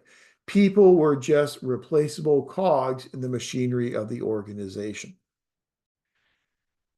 Now, what Taylor believed in scientific management is that we could scientifically analyze each job in our organization, deconstruct it into its component parts, and then come up with the one best way to do the job. And the way in which he did that was through these time motion studies. You literally stand behind an employee with a stopwatch, and you time every single movement that that employee takes. And the classic, very simple example was shoveling pig ore. So you have a pile of pig ore, and you have an employee with a shovel, and the employee's job is to take a shovel full of that pig ore, take that shovel full over to a cart, dump it in the cart, then return and start over again. And that was their entire job on a daily basis. So in a time motion study, you stand behind them with a stopwatch, you time the amount of time it takes them to put the shovel into the pile of ore, the amount of time it takes them to pick up that shovel full, the amount of time it takes them to take that shovel full over to a cart, and then the amount of time it takes them to dump that shovel full into the cart, the amount of time it takes them to go back to the pile and start over again. You would time every single one of those movements. The idea is that you would identify the efficient movements, what Taylor called the true movements, and you would identify the false movements, which were the inefficient movements. You eliminate the inefficient movements, collect all the efficient movements together, and that will then make what he called the one best way to do the job. Once you have identified the one best way to do the job, you then train and teach your employees to do the job in that one best way. You then strictly monitor their performance to make sure they're doing the job in the one best way. If they're doing the job in that one best way, you then compensate them. You give them pay for their performance to reward them and incentivize them to continue doing the job in that way. If you see they're not doing the job in that one best way, you don't train them, you don't counsel them, you get rid of them. And then you hire a new employee and train that new employee in how to do the job in that one best way. So Taylor shares a similarity with Weber in that his focus was an organizational focus. So Weber wanted to make the organization as effective as possible. Taylor wanted to make the organization as efficient as possible. They had a very macro level organizational focus. They also shared the characteristic of looking for that one best way to do something. For Weber, it was the one best way to structure the organization. For Taylor, it was the one best way to do each job in the organization. Weber focused on structure, Taylor focused on work processes. We see both Weber as well as Taylor alive and well in a lot of our formal organizations. If you're working in an organization, not only do you have a position description, but you're probably working in an organization that has an organization chart. You have a position, that position is located somewhere in that organization chart. You know who your supervisor is, you know who your subordinates are. Those are vestiges of Weber and Taylor. Your job probably has a classification, and it fits somewhere in the position classification system based upon your job, what you are doing, and the requirements for that job. So even though Weber and Taylor really dehumanized individual employees, and that was one of the major criticisms of the classical school, we still see these vestiges of the classical school alive and well in our modern day organizations. So that's Frederick Taylor in scientific management. Scientific management really hit its heyday in the public sector in the 1920s, and that's when a lot of public organizations really started adopting scientific management. Then our third classical theorist is Luther Gulick. And Gulick is a little bit different from Weber and Taylor. Weber really didn't think about his theories really necessarily applying in government. He was looking at bureaucratic organizations, but he really wasn't looking at the public sector as much. Frederick Taylor was looking at the private sector, and all of his theories came out of the private sector. Luther Gulick is our first author who actually had the ability to take some of his theories and apply them directly into the federal bureaucracy. If you remember anything about the federal bureaucracy from some of your government courses at the undergraduate level, there was this thing called the Brownlow Commission. And whenever we had the Great Depression, and then FDR was elected in the election of 1932, when FDR came into the White House, his response to the Great Depression was his New Deal. And in that New Deal, it was predicated upon creating all these alphabet agencies, all these different programs that would be administered by all these new agencies. And it led to an explosion in the size and the scope of the federal bureaucracy. Well, we know from our reading of the Constitution in Article 2 that the president is essentially the chief executive. The president is the head of the executive branch. With this exploding size of the federal bureaucracy, it became next to impossible for presidents to oversee this large federal bureaucracy. So the Brownlow Commission was organized to come up with some theories to redesign and reorganize the federal bureaucracy to make it easier for the president to manage. So what Gulick was able to do is he was able to bring some of his theories and apply them as part of the Brownlow Commission recommendations to a complete overhaul and reorganization of the federal bureaucracy.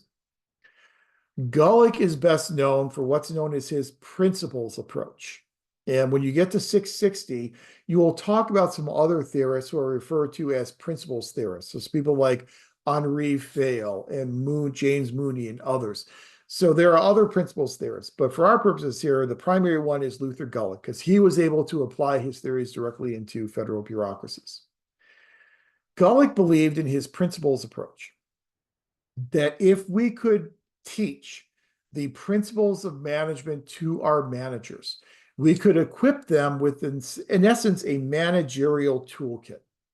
And by giving them this managerial toolkit, at appropriate times, they could reach into this toolkit and pull out the function that is appropriate at that point in time. And that is what we make our organizations effective and efficient. Gulick's principles approach is going to be known as POSCORP. And you remember when we talked about public and private differences and we read the Graham Allison article, this is what Graham Allison referred to as the generic management functions, the management functions that are common in both the public as well as the private sector. Remember, Allison said the main difference between public and private sectors is not what they do, it's how they do it. And so the what they do are these generic management functions of planning, organizing, staffing, directing, coordinating, reporting, and budgeting. otherwise known as POSCOR. All managers have to strategically plan the operations of their organizations. All managers need to organize the work within their organizations. All managers need to get employees into the organization, hire and staff people. All managers need to direct what's being done in the organization. All managers need to coordinate the work within the organization. All managers have to report out on how effectively the organization's operating and how effectively and efficiently the organization's spending its money. And all managers have to engage in budgeting. They have to bring monetary resources into the organization and then allocate those resources throughout the organization. So planning, organizing, staffing, directing, coordinating, reporting, and budgeting comprises what Gulick referred to as the managerial toolkit. And again, it's similar to Weber and Taylor in that it's a one-size-fits-all approach. Every public manager will use these tools. If we can teach them when to use these tools, that is what's going to make our organizations much more effective. So you have this one-size-fits-all approach. And that is really something that ties all of these three classical theorists together. The difference is, again, Weber was structural, Taylor was work processes, Gulick was these principles, creation of this managerial toolkit. So that's what we call the classical school, again, running from the late 1800s up until the 1930s and the early 1940s. The primary problem with the classical theorists, as we had said before, is that they were very dehumanizing. They focused on what was in the best interest of the organization, but they really didn't pay any attention to employees. They didn't really care much about what motivated employees other than money with Taylor. They really didn't think a whole lot about the wants, needs, and desires of individual employees. Their focus was on the organization, not much of a focus on individual employees. That criticism then gave rise to these neoclassical schools of thought. And by neoclassical, we just mean the schools of thought that developed later on as responses to those criticisms associated with the classical school. So neoclassical schools such as the Human Relations School, the Human Resource Management School, the Systems School, and then some newer schools of thought like quality management, leadership theories, and organization culture. So let's go through each of those neoclassical schools and talk about some of the major authors associated with those schools, and then show some similarities and differences between these neoclassical schools and the classical schools of public administration theory. So let's start with the Human Relations School. The Human Relations School really hit its heyday in the 1940s and the 1950s. However, the pioneer of the Human Relations School is one of my favorite authors, and that's Mary Parker Follett. Mary Parker Follett was actually writing in the early 1900s, most prominently in the teens and the 1920s. Mary Parker Follett was, I call her a pioneer because she was one of the only people in the 1920s that was willing to stand up and point out the deficiencies that were associated with Frederick Taylor in scientific management. At the same time that scientific management was being adopted all through the private and public sectors, here is one person who said, we need to think about this. Because scientific management dehumanizes employees, we need to think more about encouraging our employees to participate as opposed to just ignoring them and treating them as merely cogs in the machinery of the organization. The problem for Mary Parker Follett and why she didn't receive the acclaim that she really deserved until much more recently is that she was female and she was writing in the 1920s. So a lot of the human relations theorists like Chester Barnard and Elton Mayo, who we'll talk about in a couple of minutes, they didn't even know about Mary Parker Follett. They didn't know about any of her theories. So it's hard to say they were influenced by her theories, but they developed their theories, which were similar to Follett's, a good 20 to 30 years after Follett had already presented her theory. So that's why she's kind of this pioneer. So what Follett does is Follett tells us that we need to think about public organizations as democracies. She says we have a system of democracy in this country. And the system of democracy means that power comes from the people. So people need to actively participate in their own self-governance. That's the idea behind a democratic system of government. And now, to be realistic, you can say, well, we're a democratic republic because we have some democratic aspects, but we're also a republic form of government, as we've talked about all that a few sessions ago. But she says, since we have this democracy, power comes from the people. People participate in their own self-governance. Our organizations need to be democratic organizations as well, which means they need to encourage the participation of employees. She says there are basically two flaws in a democracy: passive citizens and particularized interest. She says in a democracy, citizens tend to be relatively passive in the way in which they participate in their self-governance. How do we usually participate? We vote. There are a lot of ways we can participate. In addition to voting, we could run for office. We could work on a campaign. We can do door knocks, go knocking on doors for candidates. We can contribute money. We can engage in political dialogue. There's a whole lot of different ways in which we can participate.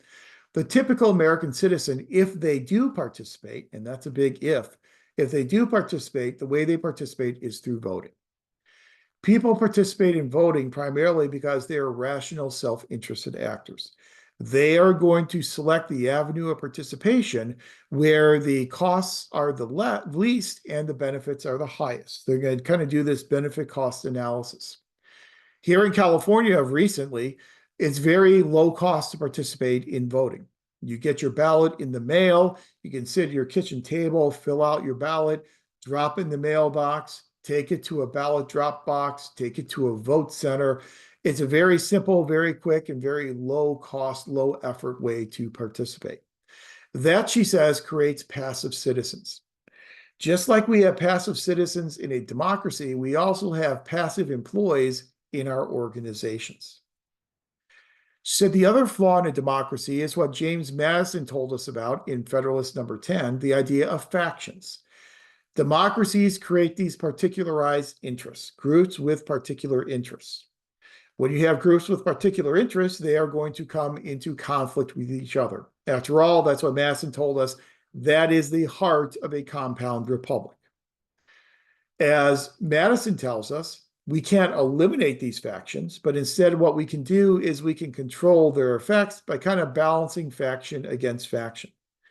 So Follett tells us something similar, that in a democratic organization, we are going to have these groups of employees who will be particularized interests.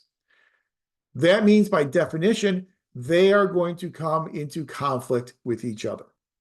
So conflict is not only necessary and unavoidable in a democracy, it's unavoidable in a democratic organization as well. So we have to come up with a way to effectively deal with conflict. She says there are three possible ways to deal with conflict. One way is through domination. One party wins, one party loses. She says that that's kind of that overt power. She says that is the worst way to deal with conflict because that party that loses is going to be disaffected, they're going to be disillusioned, and they are not going to buy in to the decision that's being made by the organization. So she said, let's not do domination. A better way, but still not the most appropriate way, is compromise. So we negotiate and we compromise. I give something up, you give something up, we come to a negotiated compromise. The problem with that is we are both giving something up. So it's impossible for us to both be completely satisfied with the resolution. The most appropriate way to deal with conflict is integration. Integration occurs when you get people together sharing ideas. And when people share ideas with each other, those ideas will interpenetrate between people. As those ideas interpenetrate, we can then integrate those ideas together, synthesize them with a new and different way of dealing with a problem, resolving an issue. Since we are all putting our collective wisdom together to come up with a new way to deal with an issue, then we can all get behind that new issue because we've got some buy-in in the way in which we are resolving it. You can only do integration through participation. You have to get people to participate. You have to have a vertical and a horizontal communication system whereby people can share ideas with each other, where people feel safe and empowered to participate in decision-making. That's what makes it a democratic organization. Now, I think a fair criticism of Mary Parker Follett is how realistic is it that our organizations can truly be democratic in nature?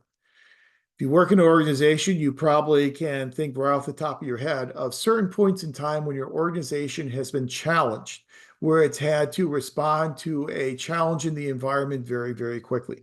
It's had to make decisions in a very quick fashion.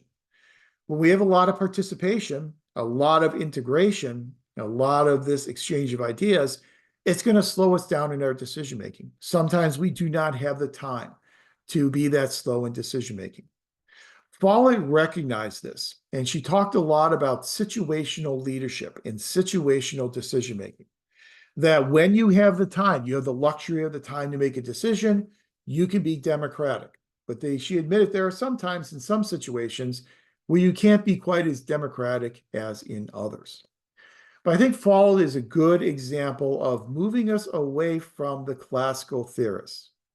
Because she's telling us now, if we make our organizations democratic, we now start to take into account our employees. And we try to involve our employees in the daily decision-making of the organization. So that is a very big jump from our three classical school theorists. Now, writing a little bit later on is Chester Barnard, and he's kind of one of our true human relations theorists. Chester Barnard also moved away from the classical school in terms of paying attention to employees. But the reason why Barnard paid attention to employees was not for the benefit of the employees themselves.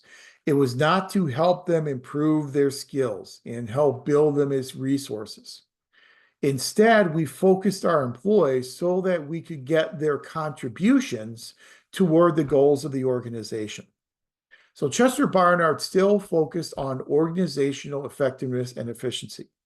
But what he recognized is that successful organizations and successful leaders were able to get the compliance and the acquiescence from their employees. So it wasn't so much telling somebody, you do this and expecting them to do it, but understanding why they may do it or why they may oppose doing it. What he argued is for a very transactional type of leadership, whereby we gain contributions, and contributions, we're talking about things such as an employee's amount of effort, an employee's time, an employee's passion, an employee's intellect, an employee's creativity.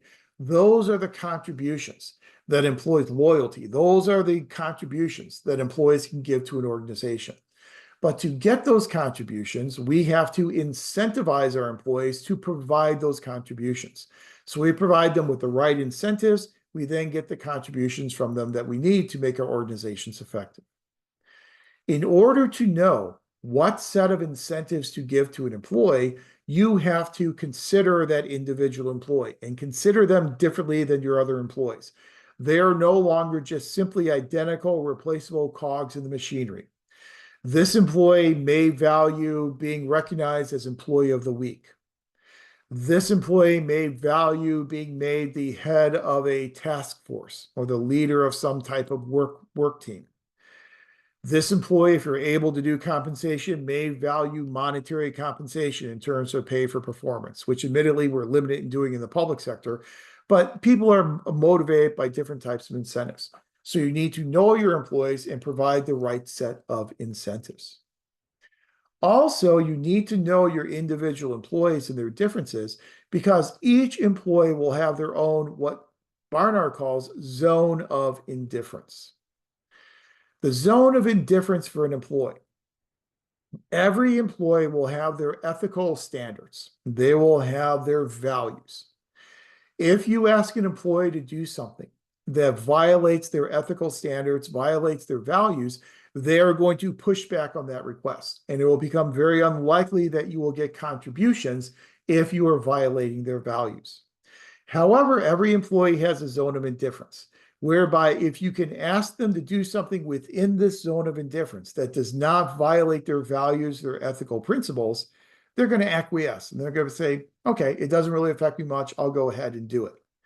So not only do you have to know what incentivizes your employees, but you have to know the zones of indifference for each of your individual employees and treat individual employees differently in this transactional relationship. The problem with Barnard is that some of his critics said he was being very exploitative.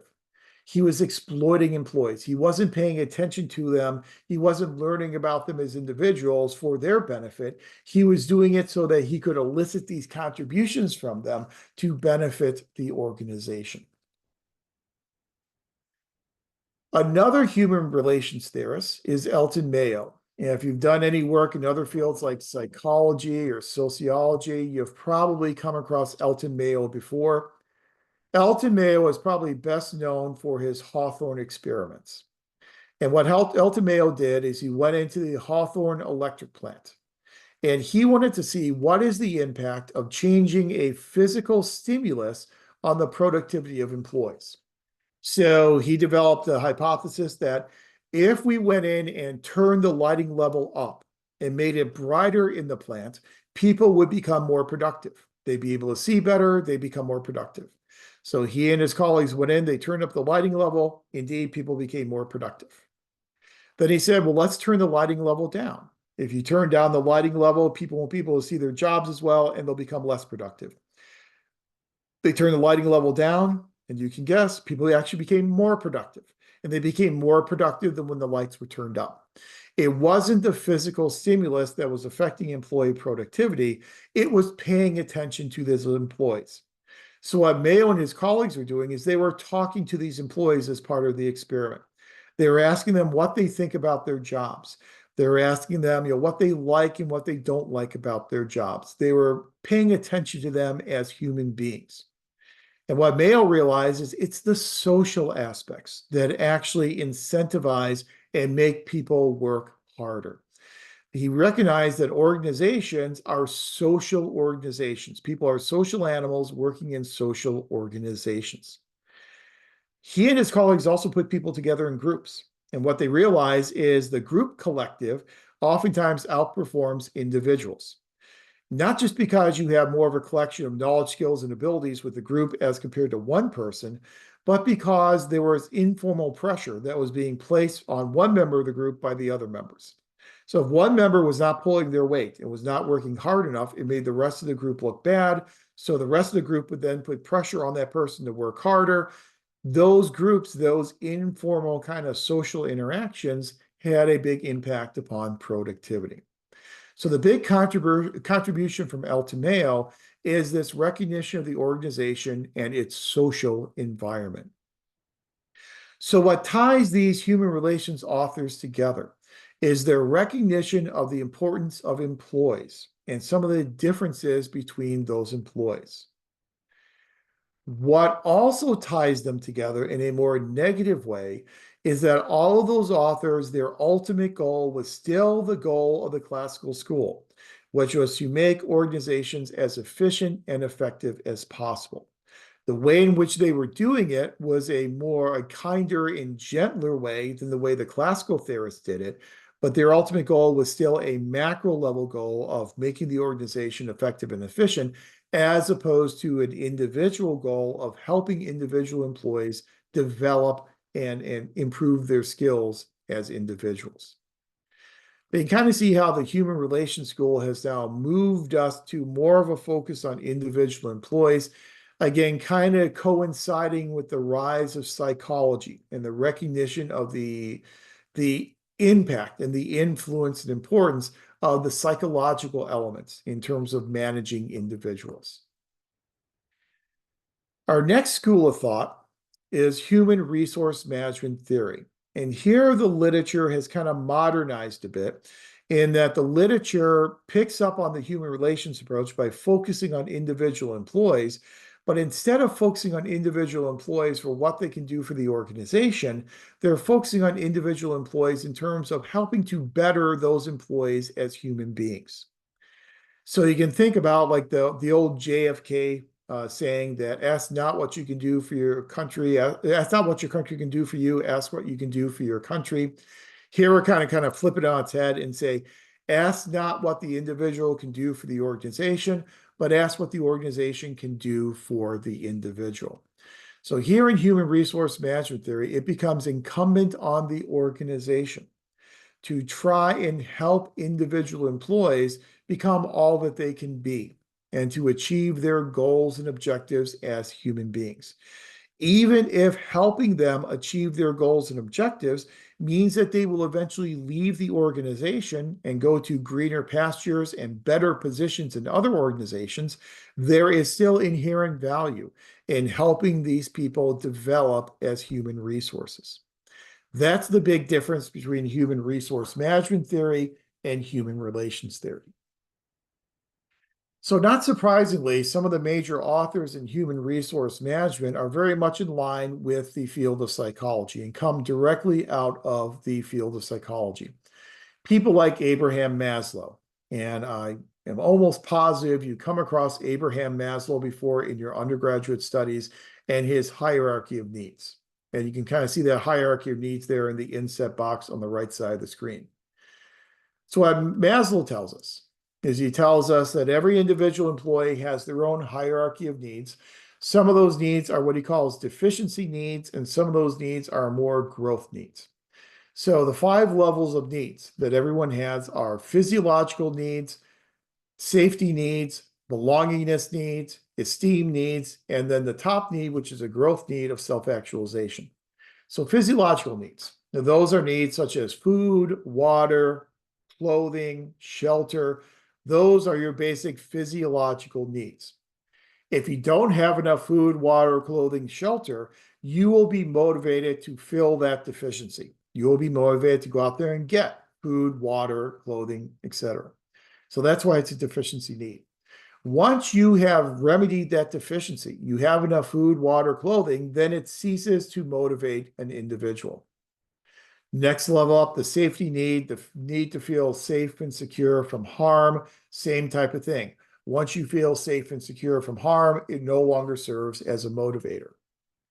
Belongingness needs, these are kind of your more social needs. You want to feel that you belong to a group, a family, friends, an organization.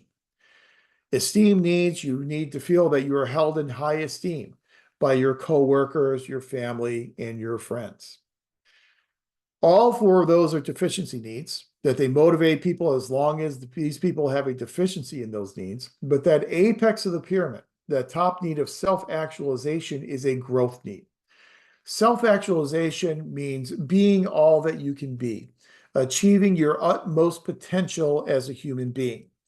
It's a growth need in that people are always working towards self-actualization. People are always trying to become all that they can be. And so this one never ends. The deficiency needs will end when the deficiency is filled. The growth need of self-actualization will never end.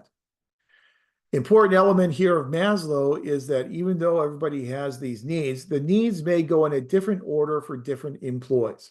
So it's important that you understand that different employees will have a different set of needs, but the organization should work toward helping the employee find the path toward their own self-actualization.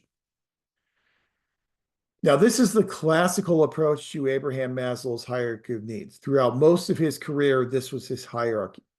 It is important for us to note that later in his career, as his career was ending and he was getting closer to the end of his life, he kind of made a little change to this hierarchy of needs. And one of the major changes he made is he swapped out self-actualization for more of a legacy type of need. That instead of people just needing to self-actualize as individuals, they really start to look more beyond themselves and what they gave back to community and society, and what type of legacy they were leaving with their community and their family and their friends. And so it kind of becomes trying to be bigger than yourself and to try and, leave more than you've taken when you were done in this world. And that's kind of the way he changed self-actualization later on in life. But you can certainly see the psychological influences here because he comes directly out of the field of psychology.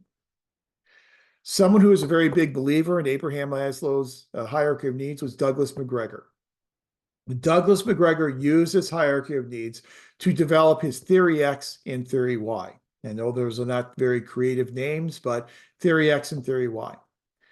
According to McGregor, a Theory X type of employee is an employee who is lazy, who does not want to work, an employee who is not terribly intelligent, an employee who is not terribly creative or innovative, an employee who doesn't seek out responsibility and accountability. It's a very negative view of human nature. Theory Y is just the opposite of that. So theory Y employees are creative. The desire to work is as natural as the desire for leisure. They're intelligent. They seek out supervisory positions, a much more positive view of human beings. McGregor's argument is that the vast majority of employees and organizations are theory Y. The vast majority of employees are intelligent, they are creative, they want to work. It's a very positive view of employees. Now, he was a realist, and he said not every employee is theory Y. The majority are, but we still have some clunkers there. And so some of our employees still are theory X, but the vast majority are theory Y. The problem is that even though the majority of our employees are theory Y, most of our organizations are theory X. They are still these classical Weberian, Taylor-esque types of organizations. And when you shoehorn a theory Y person into a theory X organization, that's going to discourage them. That's going to hurt their self-worth. That's going to make it so that they're probably not going to be creative and work very hard.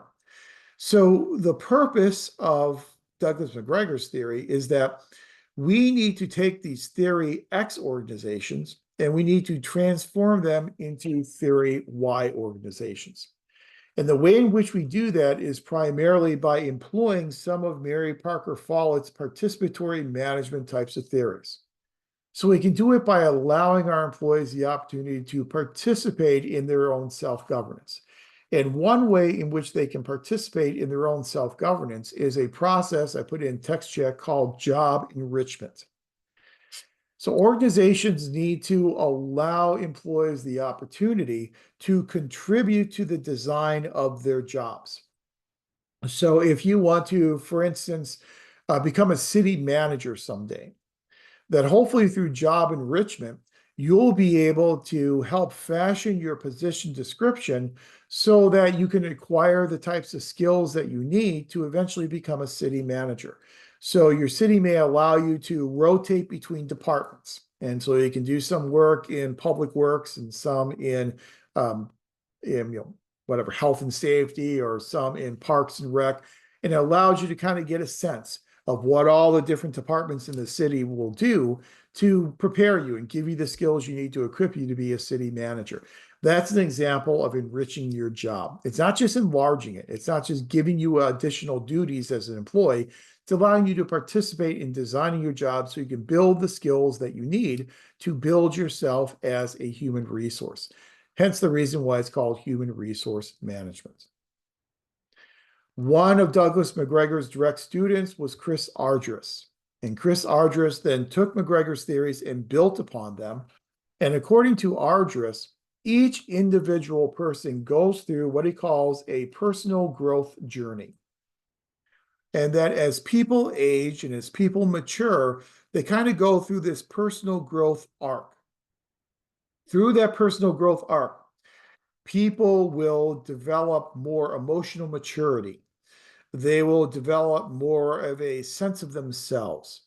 They will develop more of a desire to aspire to superordinate positions, supervisory positions. They will want to take on more accountability and responsibility. They will want to give back more to their community, and they see themselves more as part of a community as opposed to just one singular individual. And that's what he calls the personal growth journey. The job of the organization, according to Argyris, is to help employees go through this personal growth journey. So essentially, to put it in McGregor speak, Argyris is saying that as people go through their personal growth journey, they transform from a theory X to more of a theory Y individual. And it's the job of the organization to help that person go through that transformation from theory X to theory Y. And again, you would do that through job enrichment, professional development opportunities, encouraging people to seek out new, higher level positions. Even if those positions are outside the organization, there is still inherent benefit in helping someone develop as an individual. So you can see the big difference here between this as human relations theory. Human relations theory that's still focused on the macro level, what's good for the organization. Here in human resource management theory, we're now focusing more on the micro, what is good for the employee. So we saw human resource management theory kind of grow up in the 1950s, 60s, and 70s, and it's still a modern theory that is with us today. Hence the reason why we have all these professional development programs and employee assistance programs, EAPs.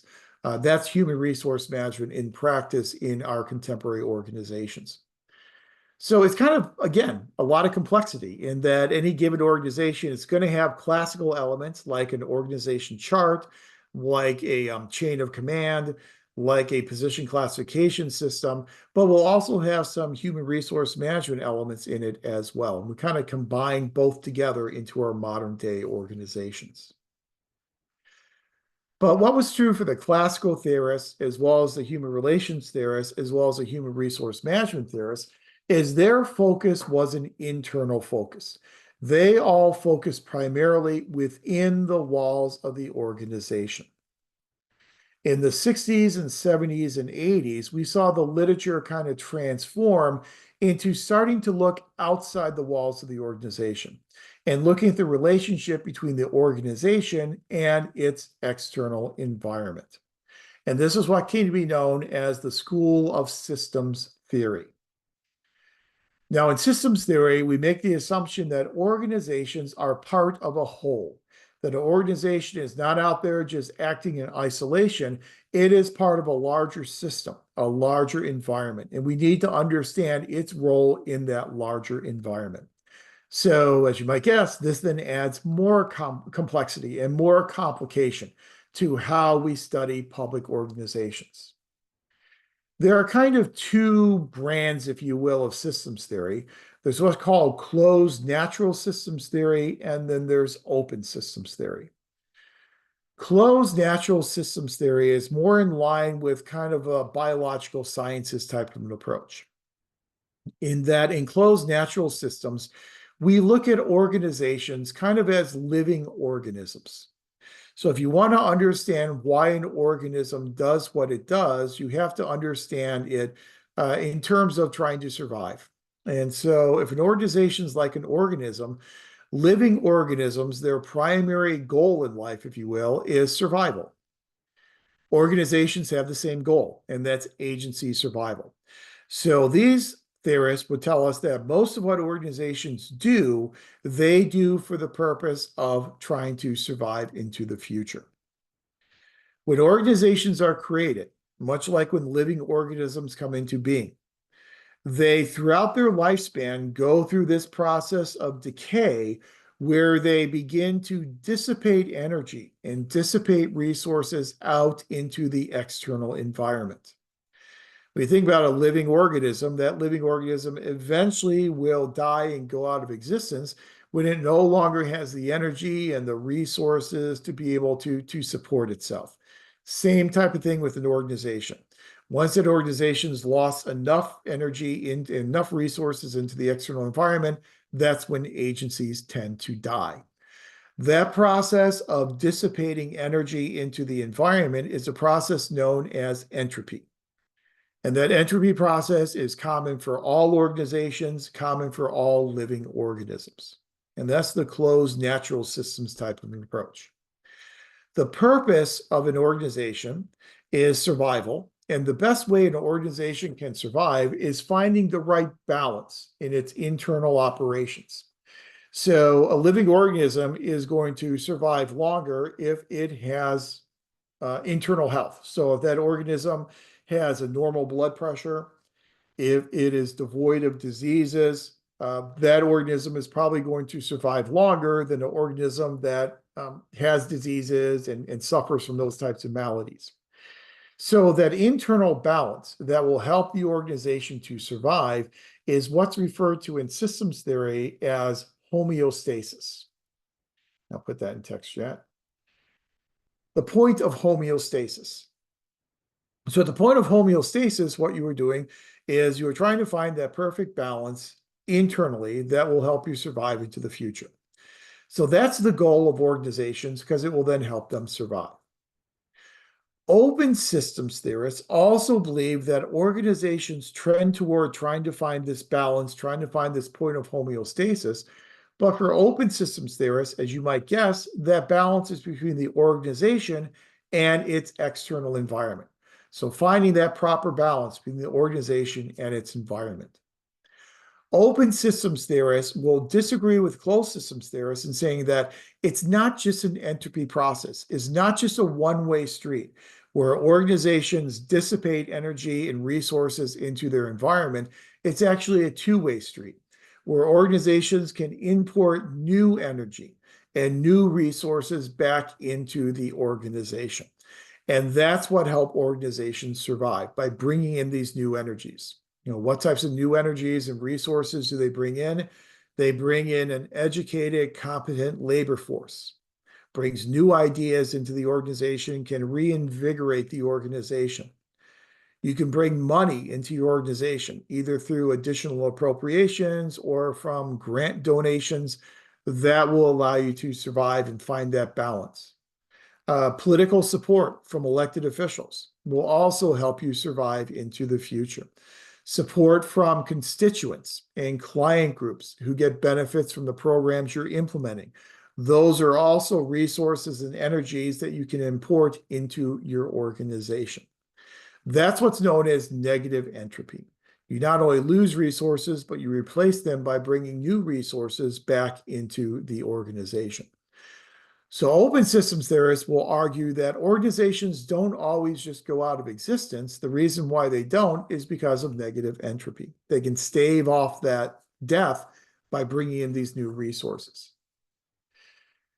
But the ultimate goal through survival is to find this proper balance in energy and resources between the organization and its external environment. Open systems theorists will tell us that there are multiple paths through which organizations can find this homeostasis, this balance with their environment. The idea that there are multiple paths toward achieving homeostasis is a term, another 25-cent word of the night, known as equifinality. Equifinality says there are multiple paths that organizations can pursue to find this homeostasis, this balance between the organization and its external environment. But you can see very clearly how systems theory greatly differs from the other schools of thought we talked about, in that now we're starting to open it up beyond the walls of the organization and looking at the relationship with the external environment.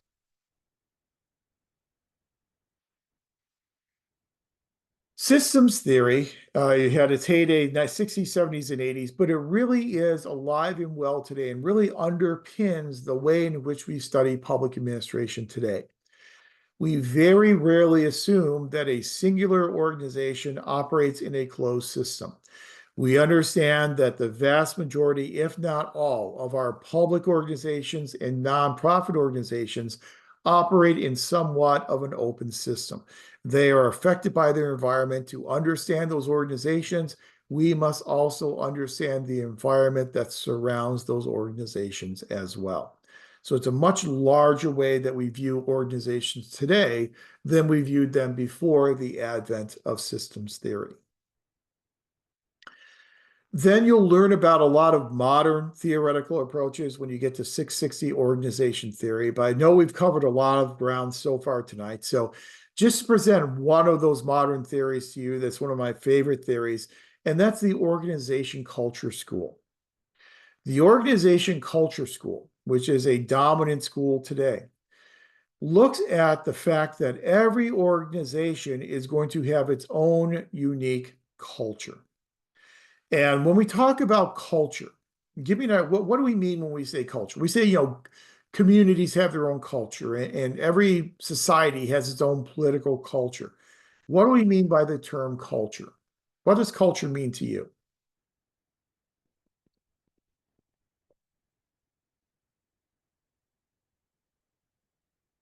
What does culture mean? I would say like the values that make up the organization, right? Whether it is a work-life balance, whether it's a more lackadaisical culture versus a more business proper culture, suit and tie, kind of thinking of like a bank culture versus the, startup culture, that type of thing. So the vibe of that culture, I guess, Right. is what I Absolutely. yeah. Yeah, that's great, Elaine. That's perfect. Yeah, it's the values, the expectations of that organization. That's all part of culture. Like Lillian said, the shared goals that we have as an organization, that's all part of our culture. The customary and accepted practices of the organization, that's part of culture. As Jocelyn says, the personality of the organization, every organization is going to have its own personality. That's part of the culture. So the culture really is a set of expected behaviors, norms, and values that members of that society or members of that organization all share. And that's kind of what we consider to be a culture. So, yeah, the expectations. And so if every organization has its own culture, we need to figure out ways to study that culture because the culture of the Department of Health and Human Services is probably going to be different than the culture of the Maritime Mammal Conservation Commission, which is one of our smallest federal organizations. It's an organization of, I believe, 12 or 13 marine biologists. They're going to have a much different culture than a huge organization like Department of Health and Human Services. So it signals to us we have to take a very nuanced approach, a very contextual approach to studying public organizations. So as we study the culture of an organization, we can study organization culture in a similar way in which we would study ancient cultures. So if you're going to study an ancient societal culture, you would go on an archaeological dig. And on that archaeological dig, you will dig up artifacts, things such as eating utensils, or maybe some works of art or cave drawings, or these types of tangible types of indications of what was valued by that culture and what that culture and how it lived on a daily basis. Those types of artifacts you would get in an archaeological dig. You can also dig up doing a deep dive into the culture of an organization. Organizations create artifacts every single day. So things like the agenda for meetings, the minutes that come out of meetings, the policy and procedure manuals. Those are all tangible written artifacts that will give us insight into the culture of that organization. I mentioned to you before, I do a lot of these site visits for accreditation. One of the things that we always ask MPA programs for in preparation is we ask them to pull a sample of their agendas and their minutes from their faculty meetings. That gives us some insight into how frequently the faculty get together and talk about the program, which faculty get together and talk. Do you have everybody coming together, or are there some faculty members who never come to faculty meetings? Maybe they're not part of your nucleus faculty. Maybe they shouldn't be included as being part of your program governance. We can see what types of issues were discussed in those meetings, what issues are important to the MPA program and the MPA faculty, and what types of decisions were made in those meetings. Those are tangible artifacts that we can collect to measure organization culture. We can also collect what are known as espoused values. Espoused values are the values that the organization tells you about. So these are the values such as, here's our mission statement. Here is our vision statement. And a mission statement, we covered the mission of the MPA program in our first night of class. The mission is, this is who we are and this is why we exist. That's our mission. Our vision is kind of what we want to be when we grow up as an organization, where we want to see ourselves in 10 or 20 years. We want to be the premier graduate public affairs program in Southern California. That is a vision statement. Our strategic plan, where we lay out, here are the goals that we are trying to achieve, and here are the values that underpin our goals and our mission statement. Also, on our first night of class, I laid out for you our public service values that underpin everything that we do here in the Beach MPA program. So those espoused values will tell us about the culture of the organization as well, and we can get those. Those are espoused. Those are told to us by the organization. What is much more difficult to study is that third level of culture, which are what we call basic assumptions. Basic assumptions are expectations and norms that we all share as members of the organization, but we don't talk about a lot. They're kind of implied, they're implicit. And so, unless your organization has a code of civility or a code of conduct, chances are there's an implied basic assumption that we will all treat each other with collegiality and professionalism. That is implied. We don't go out there and talk about it a lot, but it's something we all share in a way in which it will kind of fashion and shape our behavior in the way in which we interact with each other. Those basic assumptions, because they are more implicit, are much more difficult for us as students of public organizations to study. They're more difficult for us to access from outside of the organization. But artifacts, espoused values, and basic assumptions are all indicators of the culture of that organization. Cultures differ between organizations, oftentimes because leaders differ as well. When new leaders come into an organization, they have the ability to embed new cultures into that organization. Those are going to be your transactional, your visionary types of leaders. So those visionary leaders can bring a new culture in the organization by implementing slogans. And so, in my school district, we hired a new superintendent. That new superintendent brought in the slogan, "Together we achieve more." And that slogan then appeared on all the stationery in the district, appeared on all the business cards, on our board meetings, the opening screen to our board meetings when they were broadcast, that would be on that opening screen. That really became the mantra of the organization. That embeds the type of culture that we are in this together. We are all part of the same organization. We are working together as opposed to against each other. So that's one example of embedding culture. Sometimes leaders embed culture based upon what they pay attention to. And so if someone gets rewarded for a certain type of behavior, that signals to other employees that if I exhibit that behavior, I will also get rewards. So that's something that this leader values. It's something that's valued by the organization. By the same token, if someone gets disciplined or sanctioned for exhibiting a certain behavior, that also serves to show employees what to avoid doing and what is not valued by the organization. Organization culture is important for us tonight, not just because it's a fascinating theory, which it is, but it kind of shows us how far we have come in the evolution of public organization literature. Now we recognize that studying organizations is contextual. There is no longer a single theory. There's no longer the assumption of a magic bullet that can be applied across the entire public bureaucracy.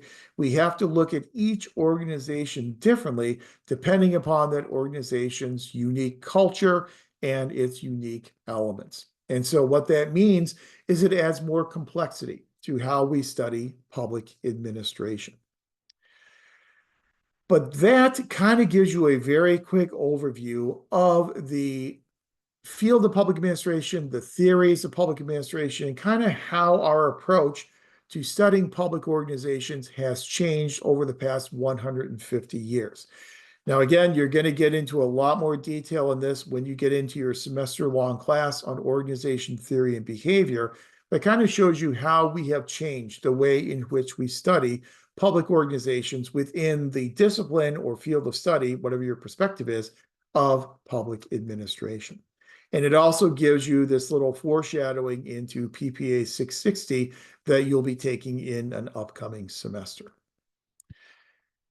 I know that was a lot of ground to cover over the past hour and 20 minutes, and I apologize for talking to you so much, but I think this is important information for us to cover so that you have the information that you need, not only to do Canvas essay number 4, but also to successfully do your midterm assessment. So at this point in time, you now have all the information that you need to do your midterm assessment, all 5 scenarios. And so you can start working on that if you haven't started already. And then the midterm assessment will be due a week from tonight. Again, I am not grading it for right or wrong answers. I'm grading it based upon your ability to justify your answer. And so if you can tell me this classical theorist would apply in this scenario, tell me why that classical theorist would apply. Or this neoclassical theorist, tell me why that neoclassical theorist would apply. Because in all honesty, they probably all could apply. It's just you justifying and giving a rationale for why you think these are the ones that would apply most appropriately in the scenario. Any questions or clarifications on any of this information I've babbled on incessantly over the past hour and 2 hours and 20 minutes? Any questions or clarifications on anything? Okay. If not, then I think we'll call tonight. I don't want to get into any new information because we are so long in the tooth tonight. So we'll call tonight. The next week when we get together, we will cover, again, continue this discussion of the functions of public administration. Tonight, we looked at managing, how we study managing organizations. Next week, we'll get into what public administrators do in the realm of public policy and public program management and evaluation. If we have time left, we'll then start to move into the management of human resources. We'll kind of play it by ear and see how far we get. Then our final evening together, we'll do management of human resources, management of fiscal resources, and then that will wrap up all the information that we typically cover here in PPA 500. Okay, well, thank you very much. I hope you have a great remainder of your week, and I will get this recording up there on our Canvas site by tomorrow morning. And I look forward to seeing you again next Wednesday. Have a great weekend, and I'll talk to you next week. So take care, everyone. Thank you, Professor. Have a great night. Thank you. You Thank too. you. Thanks, everyone. Thank you. Have a good night. Thanks, you too.